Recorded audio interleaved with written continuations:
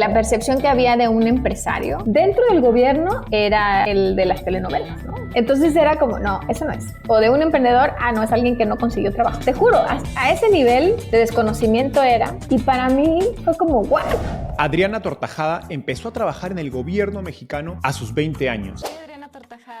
Opero el Fondo Emprendedores, es un fondo de inversión en capital de riesgo. Sin saber que se convertiría en una de las pioneras de la industria del Venture Capital en México. Cuando te toca tomar liderazgo dentro del sector público, tienes que tener un valor diferencial. Si no, te puedes hacer viejo ahí. A través de su liderazgo en varias instituciones gubernamentales, como Nacional Financiera, el INADEM y el Fondo de Fondos, apoyamos casi 1000 proyectos, Enzo. ¿Se dice fácil? Hoy Adriana es CEO y Managing Partner de 1200 VC, un fondo mexicano que invierte tanto en fondos de Venture Capital como en startups en etapa inicial directamente. Conversamos sobre las políticas de apoyo al emprendimiento que más impacto han tenido en México. Sin duda son los programas de incentivar nuevos fund managers en el ecosistema. Los mayores impedimentos para la creación de nuevas startups en Latinoamérica. Necesitamos más visibilidad de qué es lo que está pasando. ¿Cuáles son los mayores predictores del éxito de un inversionista? Y el factor más diferenciador ha sido... Adriana ha jugado un rol clave en la industria del Venture Capital en México y estoy seguro de que aprenderás mucho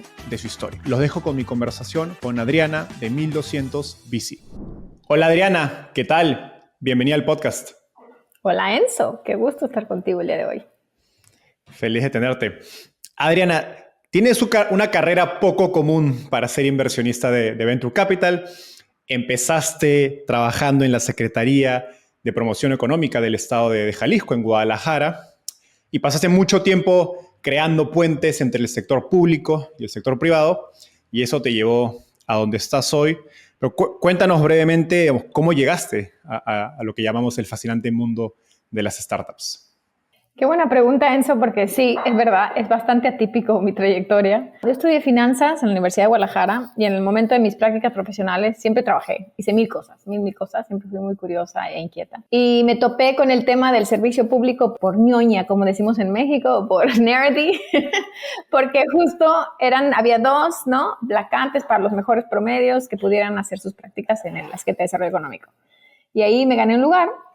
Y ¿sabes qué? Donde toda mi carrera iba visualizada para Wall Street, ¿no?, financiera, ejecutiva, me topé con el servicio público y el tema del costo-beneficio, ¿no?, del impacto de lo que hacías, de qué tan relevante era tomar decisiones de una manera muy experimentada, con información y prepararse. Y me pareció fascinante, me pareció que valía la pena adentrarse más en esas tripas y ser un game changer.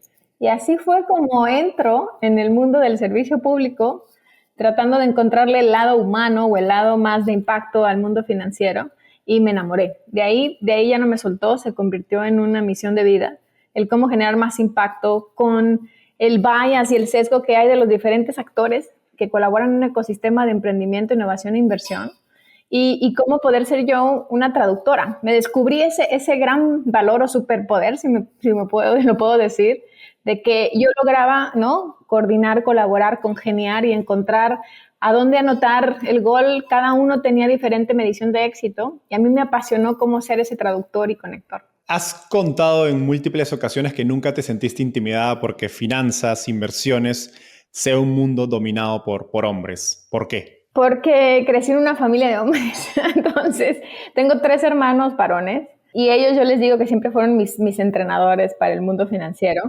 Y me decía, justo el director del posgrado en Kaufman, me decía, oye, ¿qué número de hija eres y en tu familia? Y ya le digo, mira, soy la cuarta, 3 varones. Y dice, now I wonder. Yo, ¿qué tiene que ver? Hasta ese momento, cuando iba a hacer mi posgrado, me cayó el 20 de por qué yo no me sentía intimidada en el mundo financiero, predominantemente, ¿no?, liderado por varones. Porque para mí eran como the usual, my day by day, y yo me sentía como una más del equipo. Yo no tenía este tema de ni sentirme menos, ni nada. Yo podía hablar, congeniar, para mí eran como mis hermanos, o mis tíos, o mis padres. A veces era una relación como muy cercana, y eso creo que me dio un valor impresionante en las mesas de negocio, porque nunca había este sesgo sexista.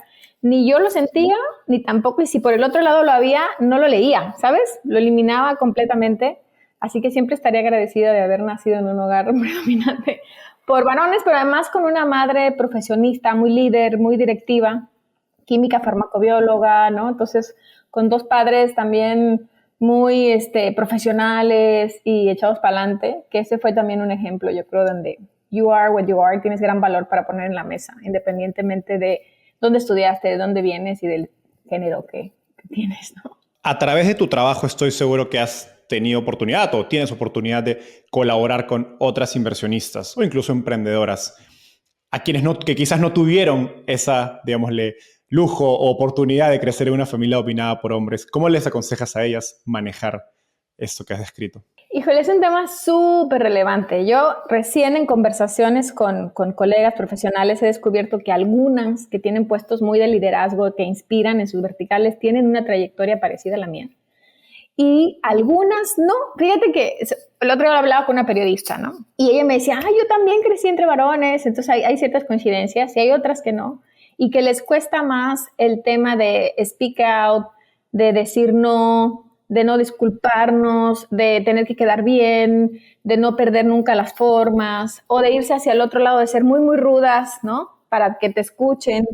Entonces, para mí las organizaciones que están trabajando para darle más visibilidad a los diferentes estilos de liderazgo femenino son súper importantes. Yo soy parte tanto de Mujeres Invirtiendo en México como de WinVest Latam.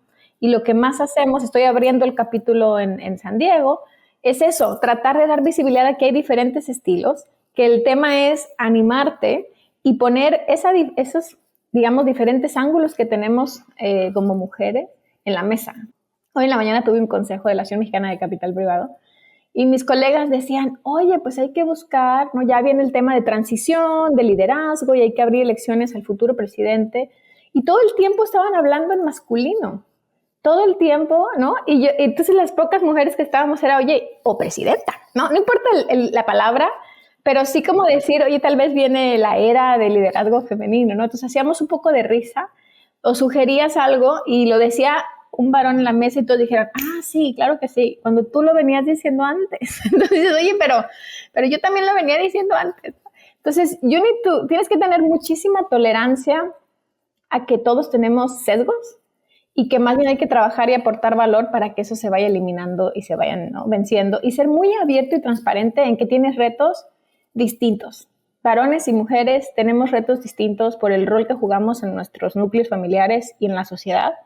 Y eso hay que decirlo. Yo necesito tal vez tomarme más permisos porque quiero estar con mi hijo, que a lo mejor un varón no se lo permite porque está trabajando y sabe que eso lo puede delegar. Depende cómo tienes tu crianza, ¿no? Entonces hay temas muy, muy, muy llanos, o cuando tu hermano se enferma, you have to run, o cosas así, que otros tal vez el tema del varón es más estoico en eso y no lo comunica, no lo dice, no lo socializa.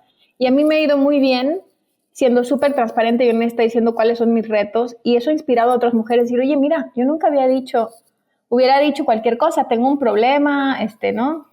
Antes de decir exactamente qué me estaba pasando para pedir que se reprograme algo, o entonces, ¿no?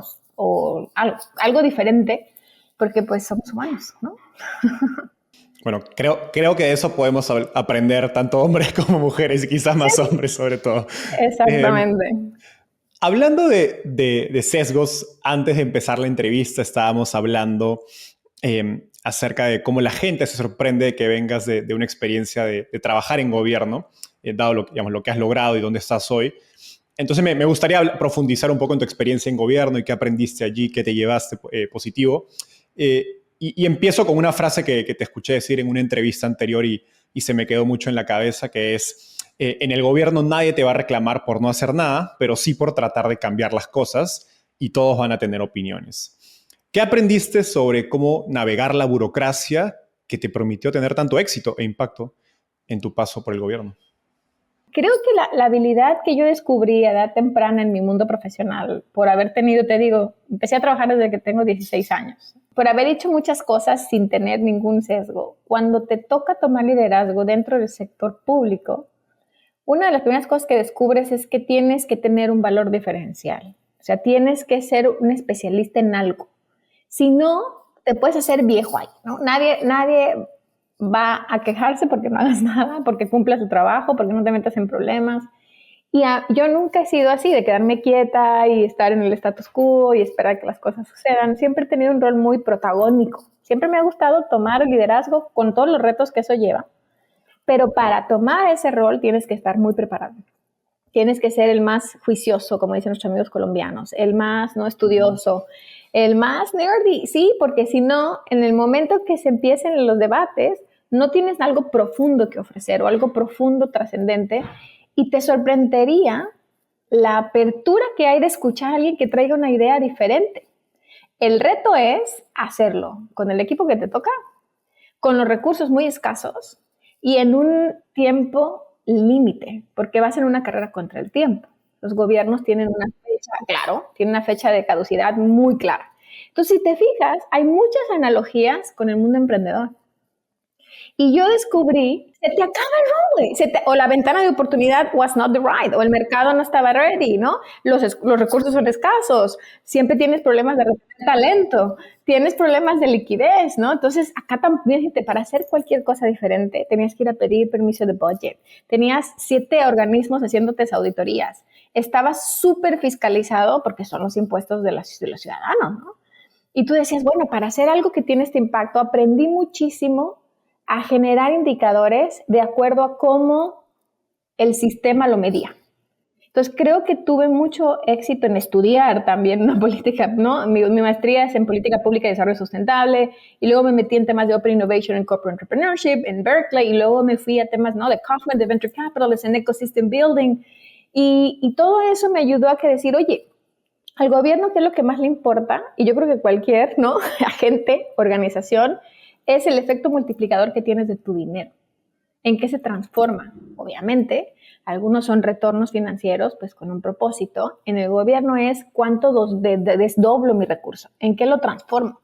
Entonces, cuando descubres eso, aprendes a vender, déjame ponerlo así, hacia adentro de la organización, que los programas que estás liderando van a tener gran impacto a corto, mediano y largo plazo, que se pueden medir de esta manera, que por cada peso o dólar o no que se invierte van a tener tanto del sector privado, tanto en empleos, tanto en intellectual property, tanto en beneficio hacia la sociedad. Y eso es algo que no se vendía porque antes eran números masivos, Enzo. Eran, por esto apoyamos 500,000, 500, ¿no? Pymes. So what? ¿Qué pasó con ellas? Entonces, cuando yo empecé a preguntar de, oigan, y en profundidad, ¿y cuántas sobreviven? ¿Y cuántas quedan? ¿Y en qué se transformó? ¿Y en qué impactó a la sociedad? Cuando empiezas a hacer double click y a profundizar en los temas, te das cuenta que hay toda una vertiente de indicadores que no son masivos, pero que sí tienen mucho impacto. Y ahí fue donde creo que me cuelo en el sector público, porque no éramos el equipo político, siempre estuve del lado técnico. Siempre estuve del lado especialista en banca de desarrollo, en temas financieros, en temas de inversiones. Entonces yo no tenía que luchar ni con ningún compromiso político, ni con nada. Y me ponían en la mesa porque tenía los elementos de cómo comunicar el impacto que realmente tenía las iniciativas que estábamos liderando, escuchando al sector privado o a los beneficiarios cómo ellos querían medir su éxito. Y así es que nosotros diseñábamos los programas. Tu carrera crece muy rápido producto de esto que nos has explicado en múltiples entidades, digamos, del gobierno mexicano. Me pregunto si tu caso es la regla, es la excepción para jóvenes motivados que llegan a trabajar al gobierno. Ay, qué buena pregunta. Bueno, no sé si es muy rápido, 2 décadas, pero I think es un buen, ¿no?, periodo de tiempo. Yo tuve mucha suerte, debo decirlo, en el sentido que en el momento que yo entro a la escena, por así decirlo, había muchas cosas por hacer, muchas cosas de evangelizar, eran principios de los 2000 y nos inspiramos en cómo otros ecosistemas estaban haciendo un approach para fomentar los ecosistemas de innovación y de emprendimiento y de inversión. Entonces, en ese sentido, a mí me gusta siempre trabajar con otros que te agreguen mucho valor, con todos los diferentes actores involucrados, y es muy rico lo que tienes. Es como un chaleco antibalas para cualquier, ¿no?, transición, pregunta, cuestionamiento, cuando haces una toma de decisiones colectiva, colegiada. Y yo creo que eso, cualquiera que tenga ganas de ser un intraemprendedor en una organización, porque también se necesita en el sector privado eso. También se necesita en las ONGs y también se necesita en los fondos de inversión. ¿Quién no simplemente se siente con su job description y haga sus cosas como deben de hacerse, sino quien rete el status quo y no podemos hacer esto mejor? He leído esto, me junté con un grupo, participo en los equipos de CIOs de no sé dónde, o sea, que empiece a colaborar con sus peers o conectarse con otras comunidades. Y eso te hace que retes lo que estás haciendo, tú mismo, primero, hagas mejor y que retes a tu organización. Y eso fue algo que empezamos a hacer nosotros y todo el equipo que he tenido la fortuna que colabore conmigo. Todos han trascendido sus posiciones, todos siguen haciendo cosas impresionantes porque nos tomamos la tarea de veras de ser intraemprendedores. ¿Qué se puede hacer para atraer más jóvenes así al sector público? Y te lo pregunto porque personalmente yo nunca me lo propuse porque tuve varios amigos de mi universidad que eran de los primeros puestos, un par en particular que tengo muy en la cabeza, hoy uno de ellos es emprendedora, que pasaron por, no sé, un año y medio por el gobierno, y para ellos fue, o sea, creo que son de las personas con más propósito que conozco, más proactivas, eran súper estudiosas, iban con la mejor energía y ganas, y se golpeaban con paredes, de algunas de las cosas de las que nos has descrito en términos de cambio de gobierno, auditoría, particularmente era en un contexto en Perú, en los últimos 5 o 6 años hemos cambiado de presidente como de calzones, entonces ha sido más difícil. Entonces muchos de ellos terminaron saliendo, ¿no? Varios de ellos terminaron saliendo del gobierno por esto y para mí fue una experiencia un poco pues, frustrante y como dije, bueno, no, la verdad no pensaba probar gobierno, bueno, ya con esta experiencia tampoco lo voy a hacer. Pero sabes, o sea, sí, hay momentos que quieres soltar la toalla, pero hay que entender muy bien que es todavía más temporal. O sea, si tú entiendes que tu paso por el servicio público está muy ceñido a una carrera contra el tiempo, a un plazo de gobierno, si es municipal, si es estatal o nacional o federal, tiene plazos muy concretos y te pones la meta de decir, ok, una vez en mi vida voy a pasar para tratar de abonar algo más en el sector público, para convertirme en un mejor ciudadano. Porque nos pasa algo, Enzo, que criticamos tanto que no nos gusta, ¿no? O que tenemos muchos bias en el tema del burócrata, el que nos imaginamos, ¿no? Que es alguien comiendo detrás de un escritorio que no trabaja. Yo vi gente muy trabajadora, muy apasionada, que de eso dependía su familia, así que era lo que habían estado haciendo por los últimos 20 años, ¿no? Y me decían, por favor, no nos vaya a correr. Y yo decía, oigan, yo llegué solita con mi cuaderno, ¿no? A liderar un equipo de más de 70 personas. No es que traía una infraestructura detrás. Yo decía, tranquilos, cada quien tiene que demostrar lo que puede hacer, lo que más puede hacer. Yo voy a tratar de entender sus perfiles y darles, ¿no? Un trabajo ad hoc a sus capacidades y habilidades. Y así encontré unos talentos impresionantes, pero a veces no nos damos el tiempo de eso, ¿no? De encontrar qué es la mejor actividad para el perfil que tienes y si de plano no funciona, pues no funciona, esa es otra historia.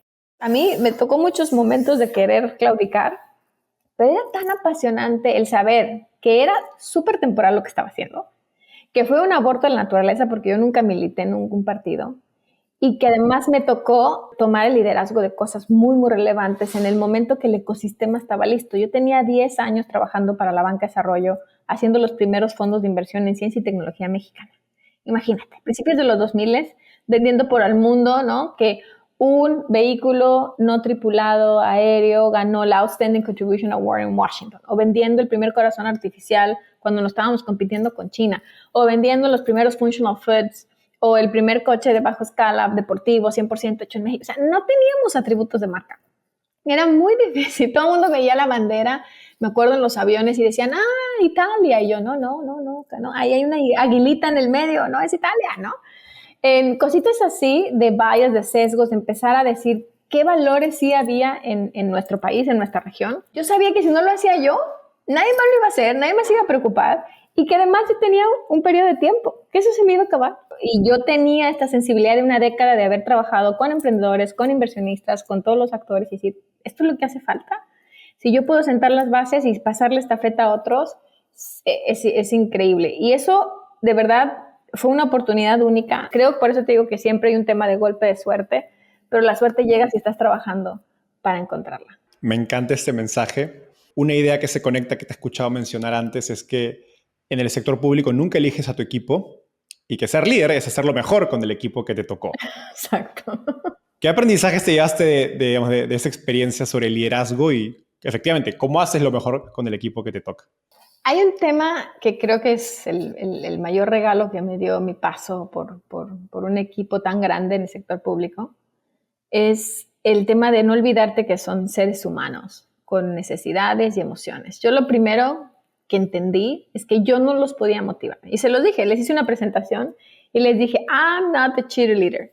No soy la que viene a decir, vamos chicos, vamos. No, no. La motivación es individual. La motivación de estar aquí y de dar lo máximo tiene que ser de cada uno o de cada una.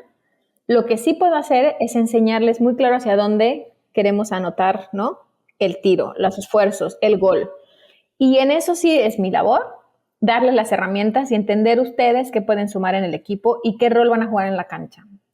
No todos van a jugar. A algunos les va a tocar estar en la parte de llevar el agua, otros van a ser masajistas, otros van a estar, ¿no? Teniendo los trajes listos. O sea, todos tenemos un rol, pero no todos van a ser la estrella, el número 10, ¿no? Del equipo. Entonces, eso es difícil de decir y de enfrentar, pero no sabes, había una colega en particular que tenía 30 años en el servicio público que había estado manejando a los secretarios, toda la parte de comunicación y tal. Entonces, todo me la pusieron en mi equipo porque sabían que no iba a aceptar un liderazgo de alguien más joven, de alguien que viene de la banca de desarrollo y no tan estructurada, ¿no? Y después se convirtió en mi mejor aliada.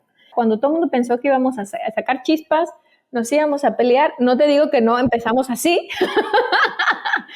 pero aprendí a decir, oye, ¿qué es lo que te molesta? ¿Qué te gusta? ¿Para qué eres bueno? ¿Y qué valor puedes aportar al equipo? Y darles a todos y todas la oportunidad de brillar. Y te puedo decir que siguen todavía algunos estando ahí y nos consultamos cosas, o sea, seguimos, oye, ¿te acuerdas cuando teníamos este reto en este programa y tal? ¿Cómo se te ocurre que le podemos dar la vuelta? Y eso no tiene nada que ver, es más que con relaciones humanas, ¿no? Con relaciones humanas. Y yo creo que eso en cualquier equipo es súper importante. Ser muy transparente, colaborativo, pero sí ayudarle a tu equipo a tener visibilidad de qué está pasando y hacia dónde van a anotarse los goles y quién va a tomar qué rol. Esa es una práctica que trato de implementar, si es un equipo de 70 o un equipo de 5 o un equipo global, como me tocó en Santander, o un equipo que solo no trabaja contigo remoto. Qué bonita historia esta de la señora que estuvo trabajando contigo. Hablando con otros inversionistas sobre Adriana Tortajada, me queda claro que muchos te consideran como una de las pioneras, o te voy a bautizar como la madre, o una de las madres de la industria O de la Venture madrina, Capital. me dicen La los madrina de la industria de Venture Capital en México. ¿Cuáles dirías que fueron las mayores dificultades que enfrentaste en un inicio para fomentar este ecosistema? Pensando en las mayores dificultades que me enfrenté fue el tema de percepción y de sesgos. No había un dominio de las oportunidades que estaban sucediendo. Todos nuestros role models eran internacionales, eran extranjeros, no había locales. La percepción que había de un empresario era el de las telenovelas, ¿no? Que está en un escritorio que no tiene ni un papel. Entonces era como, no, eso no es. O de un emprendedor, no, es alguien que no consiguió trabajo. Te juro, a ese nivel de desconocimiento era. Y para mí fue como, ¿what? No sabes. O sea, dentro del gobierno y dentro del ecosistema, Enzo.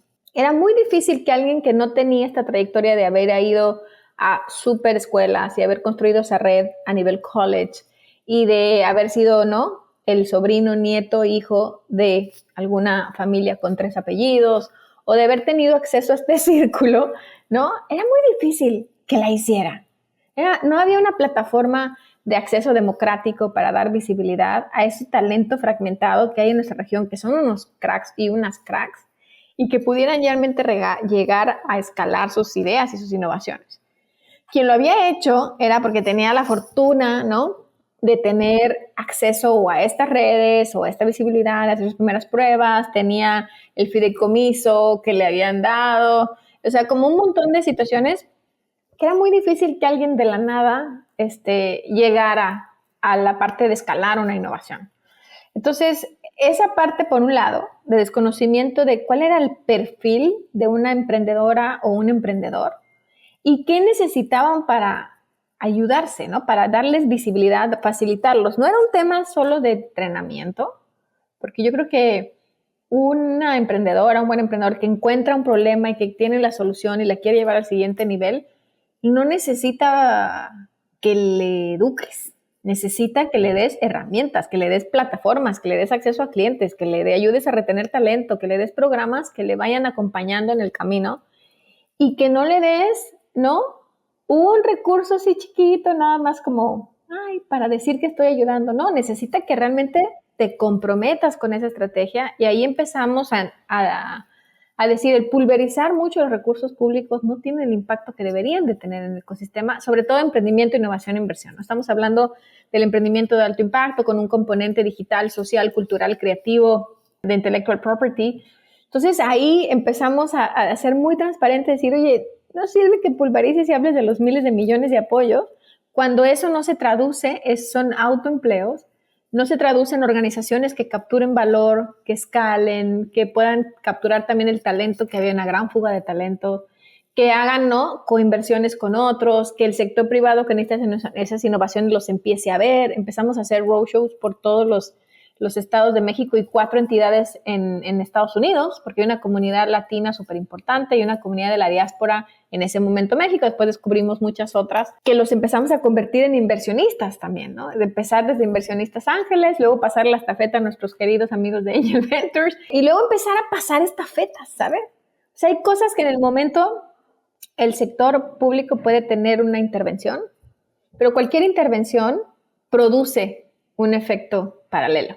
Y tienes que ser muy cuidadoso que en tu intervención no genere un incentivo perverso a lo que estás provocando o lo estás intentando hacer. Entonces, en eso éramos muy, muy juiciosos de entender qué sí íbamos a lograr y cómo no distorsionar, sino facilitar. Y esos fueron, yo creo que los retos más importantes. Cómo entender tu rol que estás jugando, y la única manera que encontramos, y es el ABC de hacer una política pública, es escuchar a tus beneficiarios. ¿Cómo se sentirían apoyados? ¿Cómo miden su éxito? ¿Qué sí ayuda? ¿Qué no ayuda? ¿Qué estorba? Y yo por eso me apasioné tanto cuando me invitaron a ser parte del Instituto Nacional del Emprendedor, porque el ejercicio fue que yo los conocí en esos talleres de preguntas a los beneficiarios. Yo dije, wow, es como del libro, ¿no? Como yo había estudiado ñoñísima en mi maestría, como realmente se hacen las políticas públicas.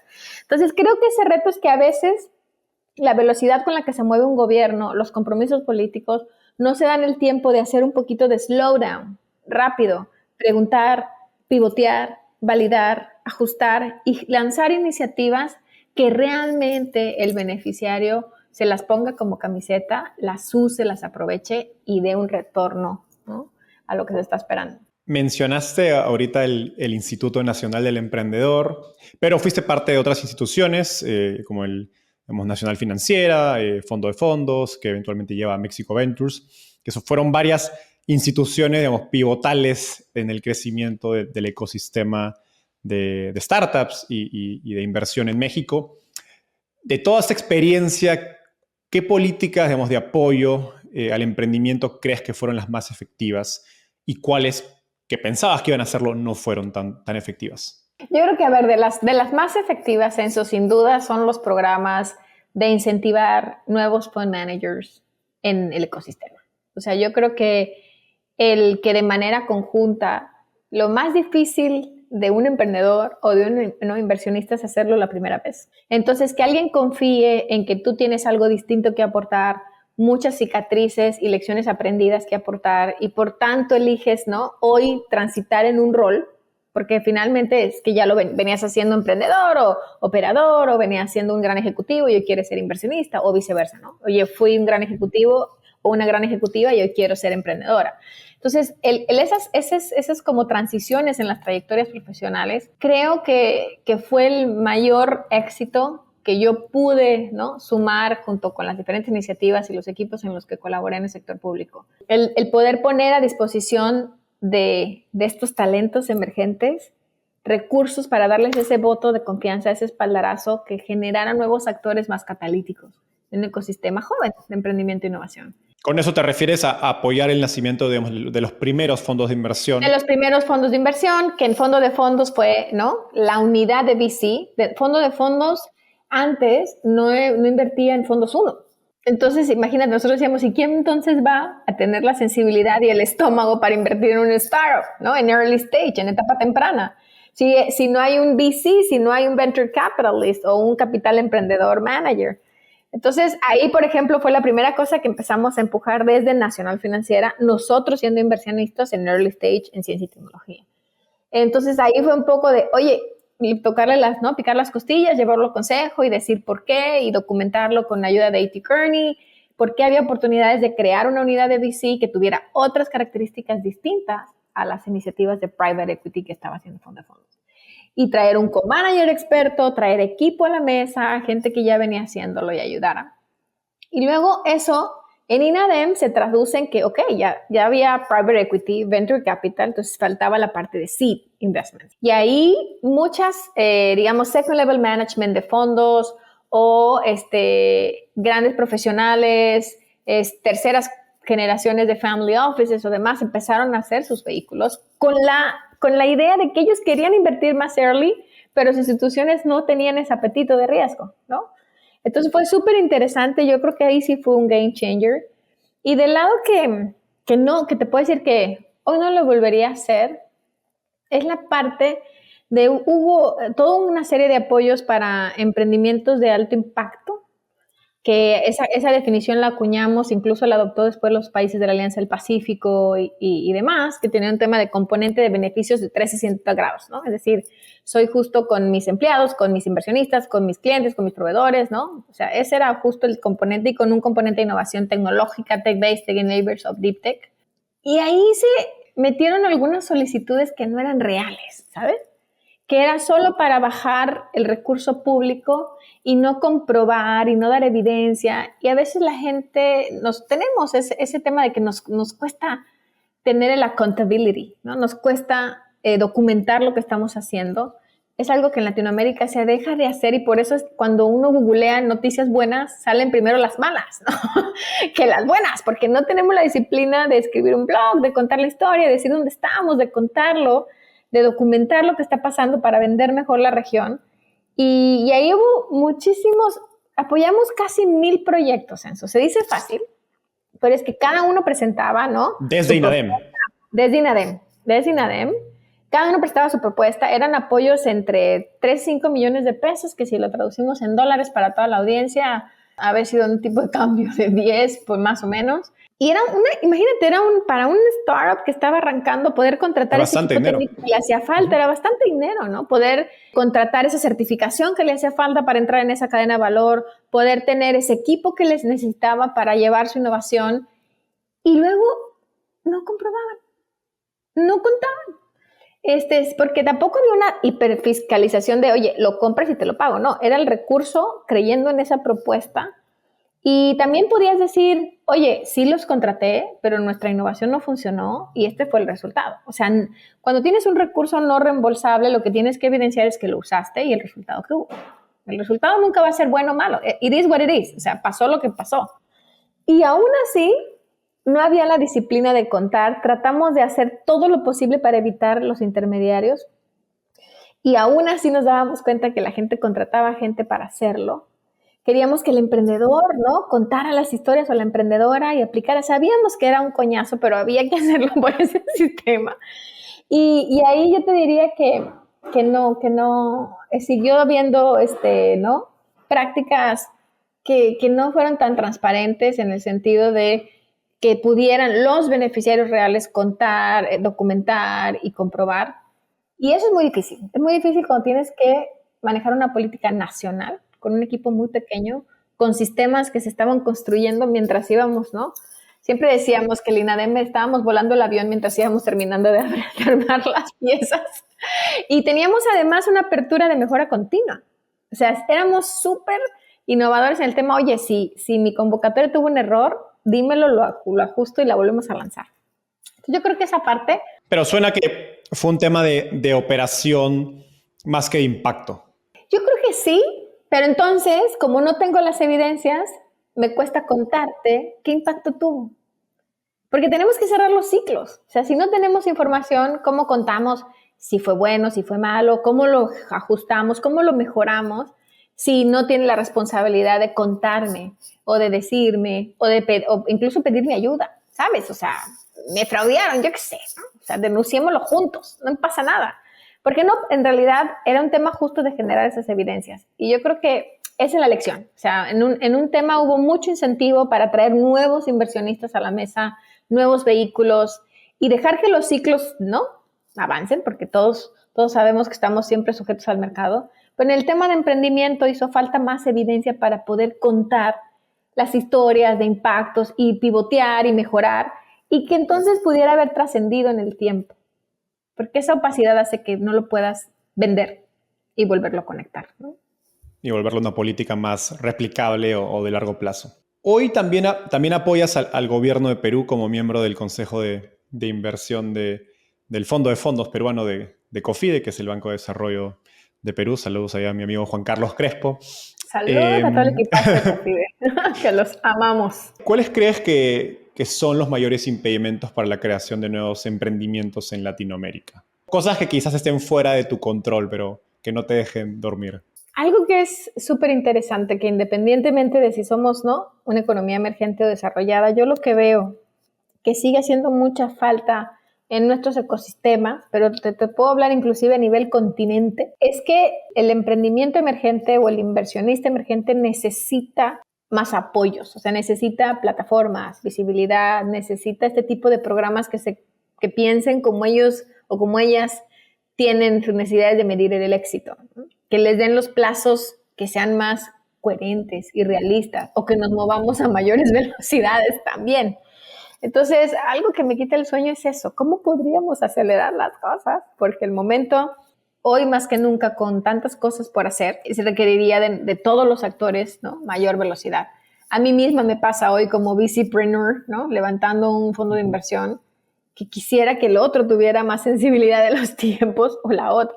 Pero es así, es algo con lo que tenemos que lidiar. Entonces, eso me quita el sueño, que los actores que tenemos más roles que jugar, nos pongamos o reconozcamos, oye, no solo soy el proveedor de recursos, soy el que debe contar historias, el comunicador, el conector, el facilitador, tomar más responsabilidad en nuestros roles y movernos a más velocidad, trabajar mucho con las comunidades, con mis beneficiarios, con mis socios, con mis accionistas, con todo el mundo de manera más colaborativa, para que entonces vayamos afinando nuestros modelos y conectándonos entre nosotros.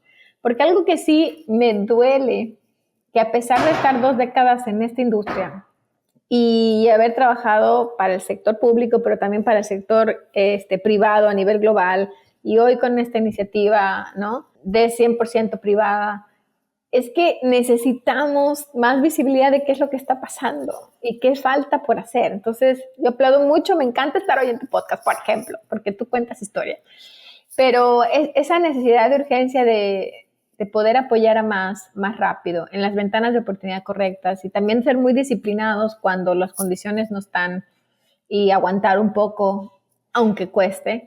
Yo creo que ese es algo que a mí en lo particular me quita el sueño, que poder contarle a cada uno de los actores cuál es el momentum que se espera, la velocidad que se espera de cada uno, el compromiso que se espera de cada uno y que podamos entonces ser de verdad esa plataforma catalítica para el talento emprendedor en nuestra región.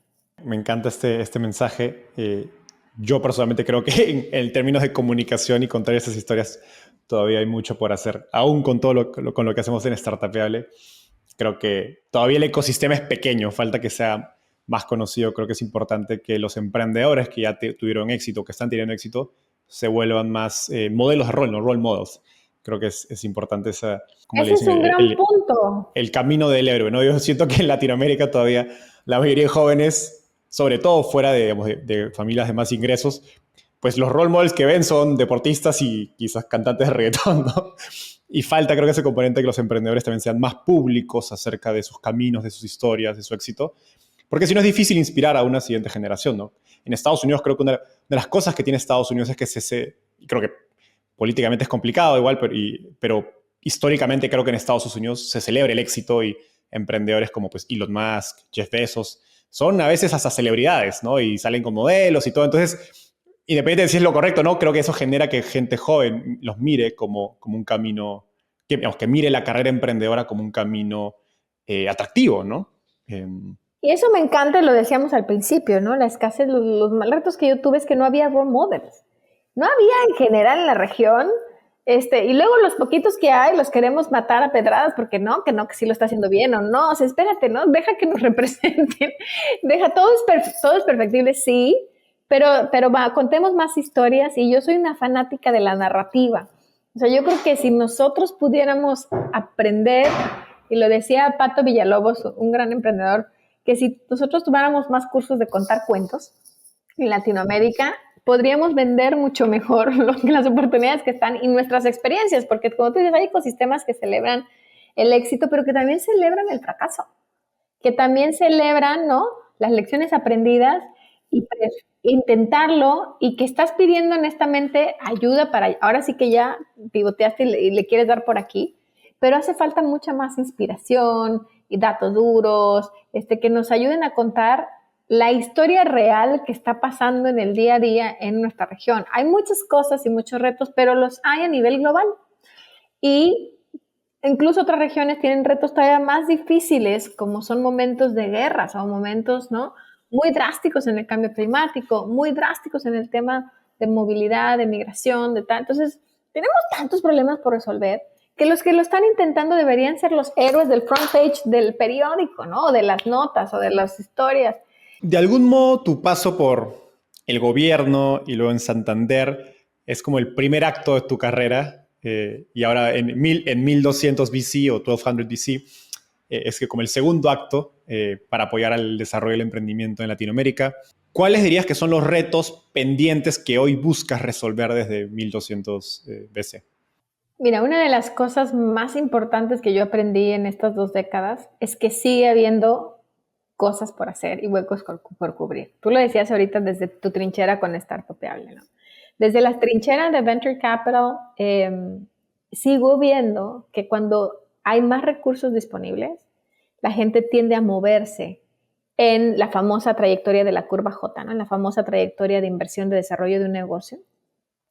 Y se deja vacío otra vez la parte más temprana, la parte de más semilla, de remangarse las mangas, de conectar, de ayudar a validar, de ayudar a mi hijo, ¿no? Todas esas primeras partes. Entonces, y creo que sigue habiendo un hueco, no solo para los emprendedores en etapas tempranas, para que haya más inversionistas con ese apetito y ese estómago de, como inversión paciente, esperar a lograr un impacto mayor, diversificando en etapas tempranas para poder después, cuando estén evolucionando, concentrar en los outliers o los más prometedores y ayudar a crecer y empezar a construir nuevos atributos de marca de nuestra región.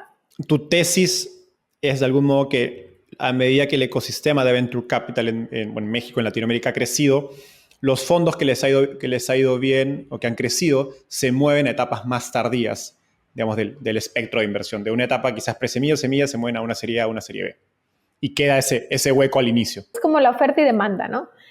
Tanto la parte de más oferta de capital en etapas tempranas, pero también más administradores que tengan esa habilidad de estar en esas etapas, agregar valor de una manera muy disciplinada. Me sorprende en Estados Unidos que veo fondos 4, fondos 6, que siguen teniendo un tamaño de 75 millones, 60 millones de dólares y siguen con su tesis, siguen agregando valor muy disciplinados, ¿no?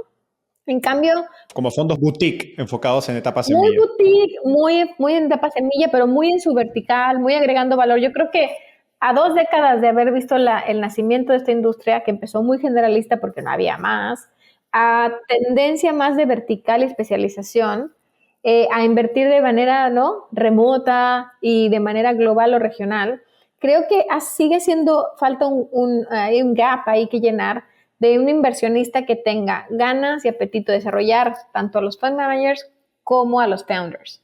Porque el founder elige con quién, ¿no?, quiere realmente asociarse. Entonces, si el founder elige el talento más interesante para que sea su inversionista, yo quiero también entrar a construir relaciones con esos fund managers que eligen a los mejores fund managers, o que más bien son elegidos por los founders. Entonces, 1200 VC o 1200 VC tiene que ver con la noción del tiempo, ¿no? Cuando tu reloj cambia a las 12:00 horas, cuando es un nuevo comienzo, un nuevo inicio, una nueva oportunidad de generar valor, pero de una manera híbrida. Yo sé que sigue haciendo falta fund managers, lo tenemos, ¿no?, en estadísticas, sigue haciendo falta que alguien más sea más expedito en darle recursos, que ellos son los expertos, ellas también, y que creen oportunidades más segmentadas, verticalizadas de valor, muy de nicho, y que entonces encuentren a los founders que van a transformar el futuro de la humanidad.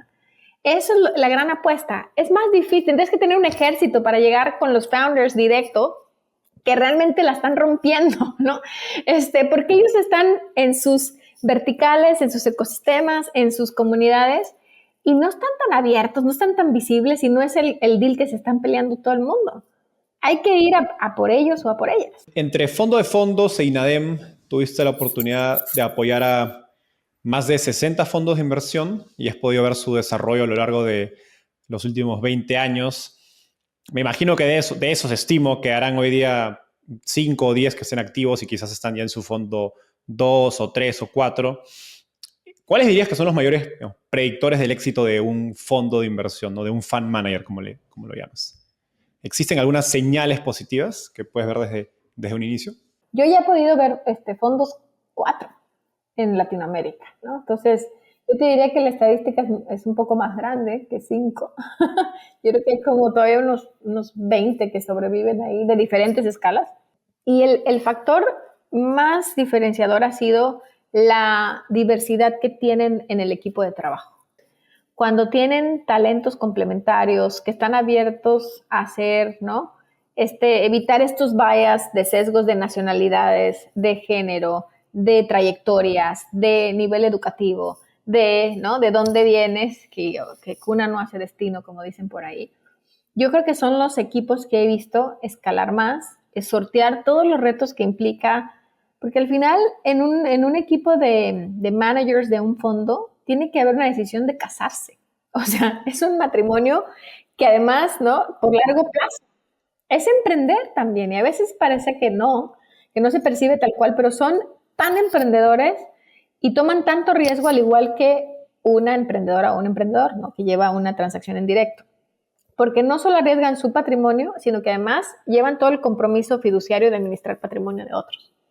Entonces, para mí, es esos equipos que tienen diversidad de perfiles, complementariedad de edades, de nacionalidades y de, ¿no?, backgrounds, me parecen que en lo que he visto en las últimas décadas son los que han subsistido, que han nacido, crecido, ¿no?, evolucionado y siguen estando presentes con una oferta de valor muy interesante porque han ido también absorbiendo todo este conocimiento de sus founders, de sus portfolio companies, de sus otros inversionistas. Han sido la plataforma de desarrollo de muchos otros que luego pivotean y hacen sus propios fondos. Entonces eso me parece súper interesante, que lo veíamos muchísimo en Estados Unidos y está empezando a suceder en Latinoamérica. Más allá de estas características del equipo, ¿hay algún comportamiento o buenas prácticas que hayas visto estos fondos que más han destacado, que más han crecido a hacer? Sí, hay toda una disciplina. Son muy disciplinados en el tema de ejecución y de integración de su portafolio, de seguir una tesis e irla, ¿no?, validando, y también tiene un gobierno corporativo interesante. No es que tengan necesidad de hacerlo, pero que también involucran a terceros en el apoyo de la toma de decisiones, y eso evita sesgos, ¿no?, y bias, porque hay un enamoramiento de los emprendimientos. O sea, uno como inversionista logras, ¿no?, generar tal conexión que puedes llegar a perder cierta visión de oportunidad, de mercado, de costos, de unit economics, de lo que tú quieras, todos los retos que son de invertir en etapas tempranas. Entonces, para mí, los que tienen esas características, que son muy disciplinados en su tesis, que mantienen un gobierno corporativo, que tienen externos apoyándolos en las tomas de decisiones y que utilizan muchas herramientas para su gestión. Entonces, son muy transparentes en cómo reportan, cómo documentan y cómo realmente informan a todos los involucrados, a todos sus stakeholders. Y eso para mí son los fund managers que han podido generar inclusive un estándar de prácticas que hoy siguen escalando, ¿no?, o que siguen escalando. Porque además, it's too early to tell. O sea, sigue siendo una industria muy joven, pero por lo menos te puedo decir, en la experiencia de los que he visto y también de los internacionales que han venido a la región, también tienen esas características. Y otra cosa que es bien importante y que todos en este ecosistema más joven también deberíamos de empezar a incorporar es que van como entrenando a su siguiente generación de managers que realmente trabajan por desarrollar su talento interno. Hay un fondo que admiro muchísimo en Silicon Valley, que es Sierra Ventures, pero Sierra Ventures ya va en su fondo 13 o 16, ya perdí la cuenta. Pero tú te das cuenta, conforme va su vintage, ¿no? O su inversión, ¿a qué manager están preparando para ser el key person del siguiente vehículo? ¿A qué miembro del equipo van dándole más visibilidad y plataforma? Porque saben que esto, pues lo haces, ¿no? Con un plazo mediano y largo, pero hay que seguirlo haciendo es como un estilo de vida, ¿no? Y es un proyecto de vida. E ir preparando también al equipo que va a continuar con ese legado, con ese brand y seguir construyendo valor para el ecosistema, también es algo importante. Como en Latinoamérica tenemos fondos todavía jóvenes que van por su fondo 3, fondo 2 o fondo 4. Es el recambio generacional. El recambio generacional, y eso también me parece importante. Totalmente, eso sí creo que o sea, no es fácil, ¿no? Son pocas, creo que incluso hay firmas que lo quieren hacer, pero no todas tienen éxito. Yo eso lo he vivido estando dentro de Rich Capital, que ya llevamos más de como 10 años en el mercado y ya los socios fundadores han empezado a traer a socios jóvenes, entre 10, 15, 20 años menos que los socios fundadores, pensando en que digamos, ya son socios, pero eventualmente esos socios que hoy son socios más jóvenes van a tomar el liderazgo, ¿no? y la gestión de la firma, quizás en, no sé, unos años, ¿no?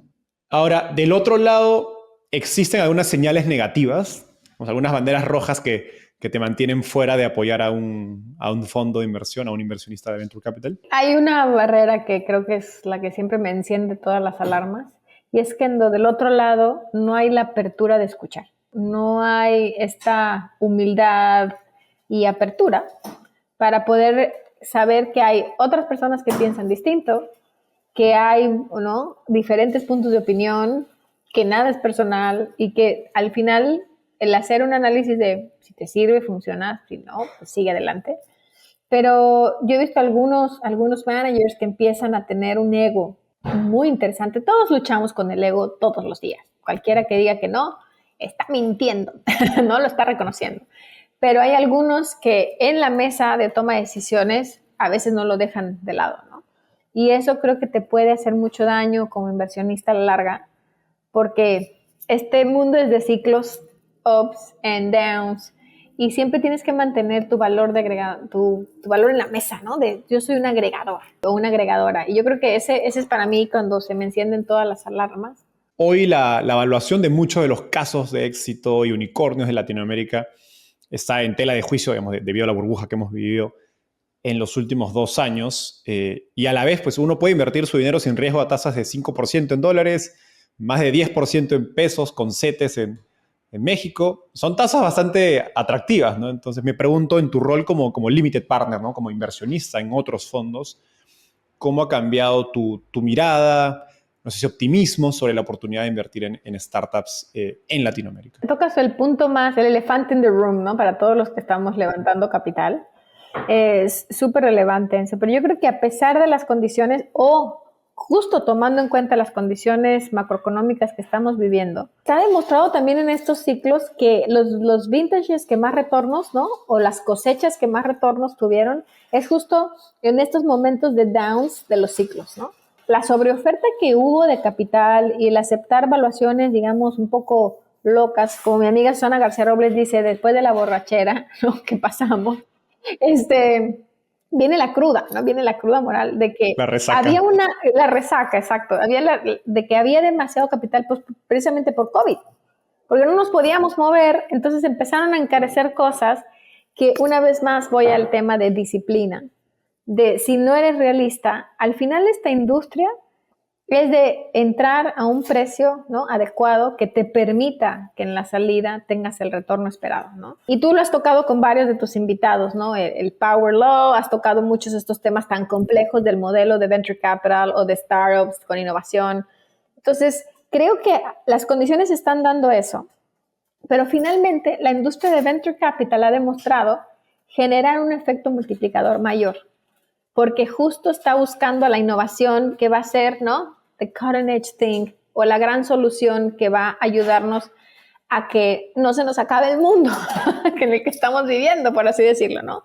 Da esperanza. Hablando de cambiarle la cara a México, a Latinoamérica como mercado emergente, recientemente te mudaste de la Ciudad de México a San Diego digamos, 1200 BC.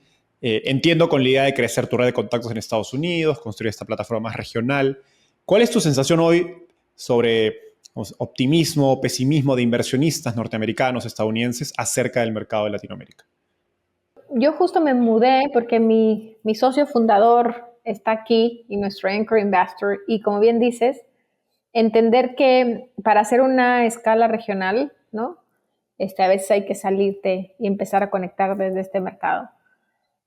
Y sigo habiendo mucho desconocimiento, Enzo, no sé si tú coincidirás que también estás en California igual que yo, de qué es lo que realmente está pasando en Latinoamérica. Hoy tenemos más voceros, ¿no? Más voceros que tienen plataformas y lo que está pasando con Marcelo, con Case, con todos, pero creo que sigue haciendo falta de que no solo hay oportunidad porque somos una minoría en Estados Unidos, que no solo nos traten, ¿no?, por nuestro origen o nuestro color de piel o nuestras necesidades, sino porque hay unas grandes oportunidades de retornos y de impacto y de hacer negocios cross-regional, cross-border. O sea, de las oportunidades que hay de talento, de inversiones, de conectividad, de gran valor agregado. Yo creo que sigue habiendo mucho desconocimiento en esas oportunidades, porque a mí me pasa que cuando llevamos 1200 a la mesa como una plataforma que le da visibilidad a estas oportunidades cross-regional, cross-border, precisamente por el momentum en el que estamos viviendo y con un enfoque híbrido de fondos y directas. Entonces algunos me dicen, y bueno, pero yo solo invierto en Estados Unidos.